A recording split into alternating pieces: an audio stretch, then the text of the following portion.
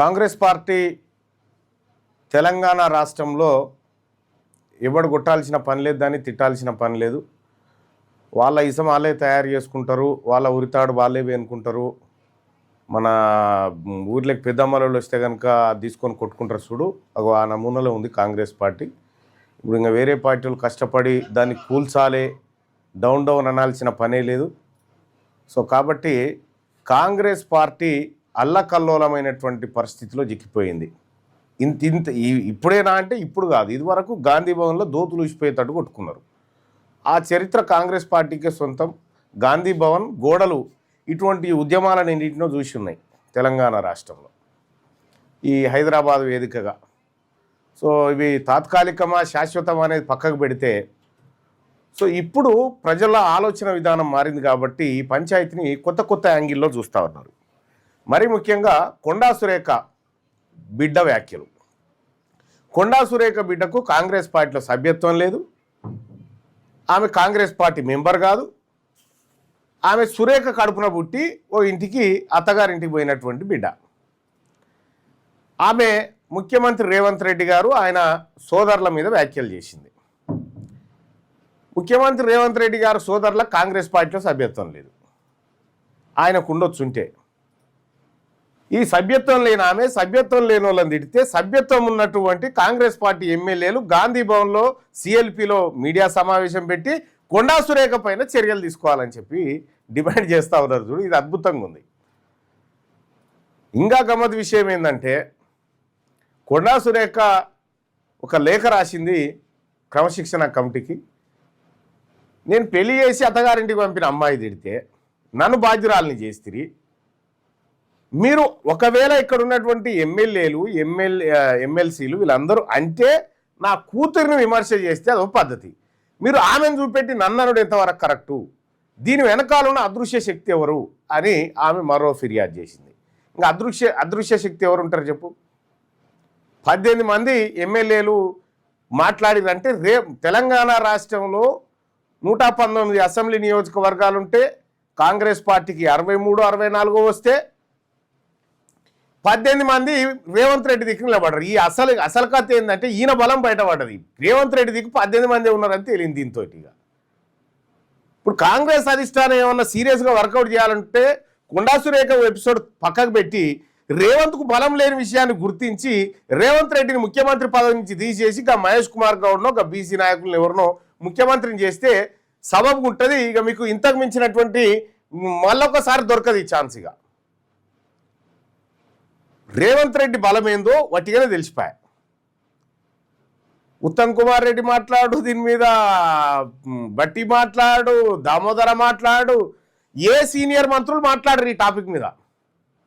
Only 10-12 మంది ఉన్నటువంటి ఎమ్మెల్యేలు మాట్లాడుతూ ఉన్నారు.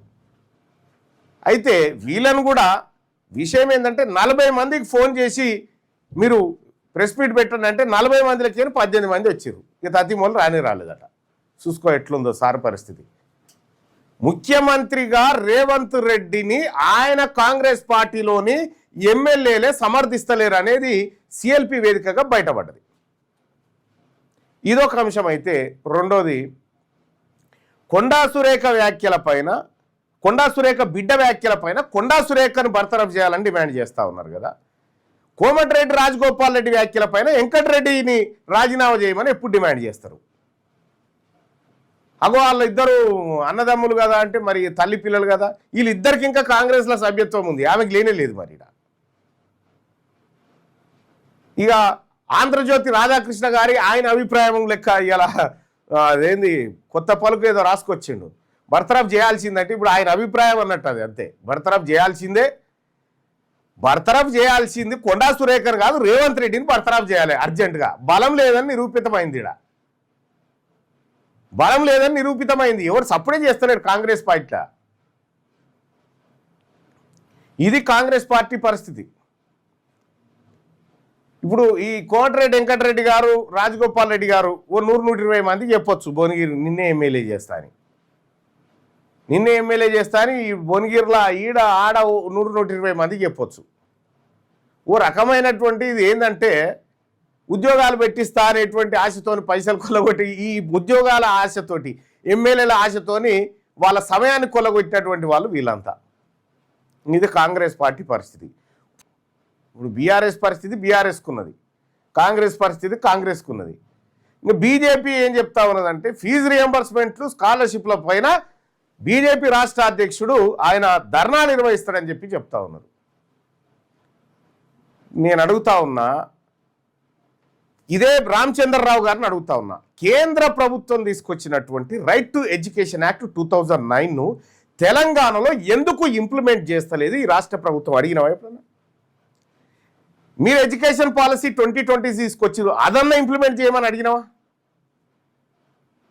కేంద్రం నుంచి రావాల్సినటువంటి యూనివర్సిటీ గ్రాంట్స్ విషయంలో ఎందుకు అలసత్వం వహిస్తూ ఉంది కేంద్ర ప్రభుత్వం? రీసెర్చ్ ఫండ్ని ఎందుకు తగ్గించేసి ఎత్తేసిందో దీనిపైన చెప్పాలి కదా రామచంద్రరావు గారు.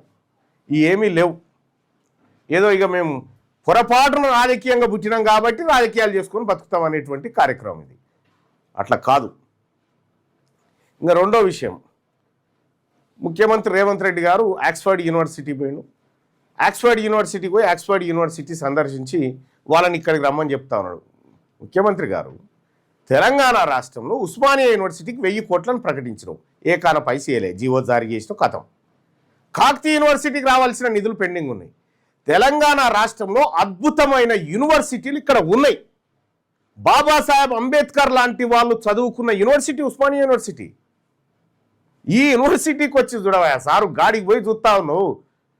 విదేశాలకు, అమెరికాకు, లండన్కి మేధావులను ఎక్స్పోర్ట్ చేసినటువంటి యూనివర్సిటీలు ఈడు ఉన్నాయి. వీటి స్థితిగతులను చూడు, అందులో అధ్యాపకుల కష్టాలు చూడు, విద్యార్థులు పడుతున్న అవస్థలు చూడు. అవి చూడకుండా ఆక్స్ఫర్డ్ యూనివర్సిటీని రమ్మని పోతావు.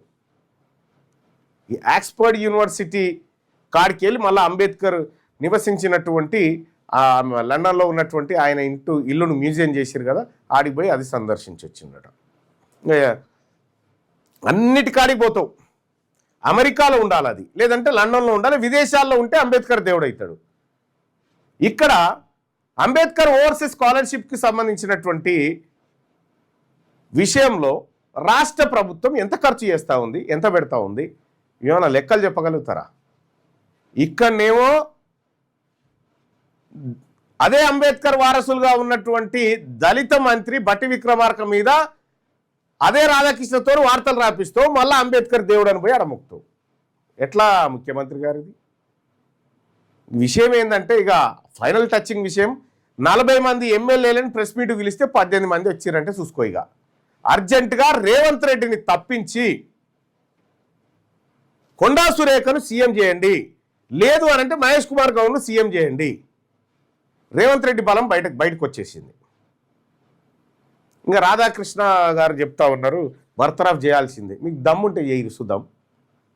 కొండా సురేఖను మంత్రి పదవి నుంచి దమ్ముంటే బయటికి తీరు చూద్దాం. మీరు నిజంగా మనగాళ్ళు అయితే రేవంత్ రెడ్డి గారు ఛాలెంజ్ చేస్తా ఉన్నా,